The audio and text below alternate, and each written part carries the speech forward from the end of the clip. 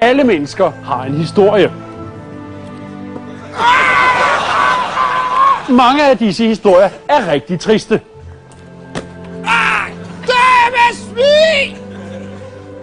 Og når historien drejer sig om rockere, er den selvfølgelig altid rådden.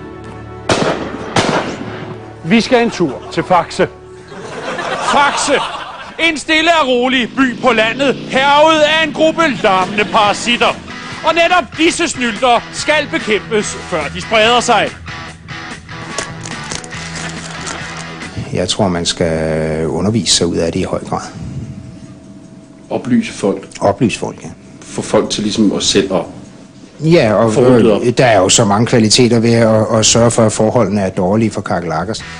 Ja, nu sagde han godt nok kakelakker.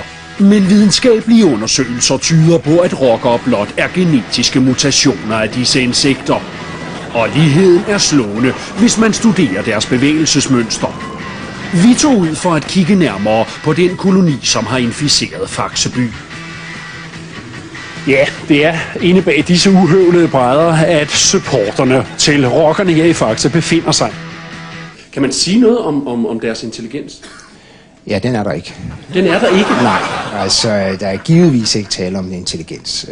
De har selvfølgelig nogle betingede reflekser, afhængig af, i hvilken omstændighed de er.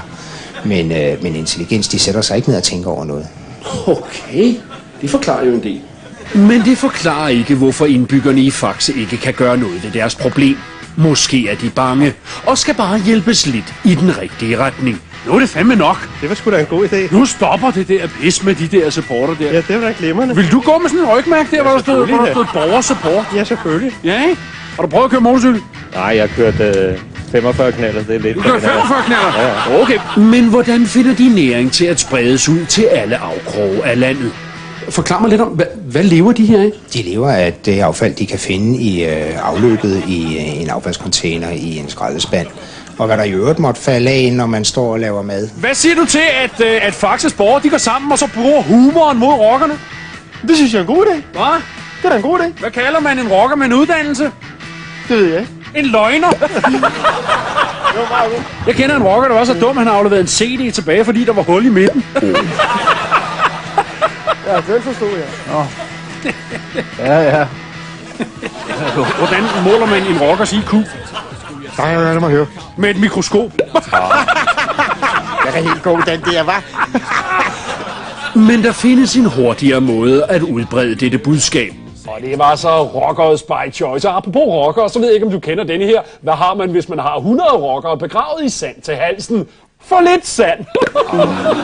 Hvis røvhuller kunne flyve, så ville Faxe være en lufthavn. Ja, det er den type humor, som befolkningen her i Faxe bør inddrage. Gå op til en simpel rockerborg som denne, banke på og sige, undskyld, er det et rygmærke, du er på, eller har du bare ligget på en lort? Se, hvordan kan man se en rocker og sætte Faxe? Der er frimærker på!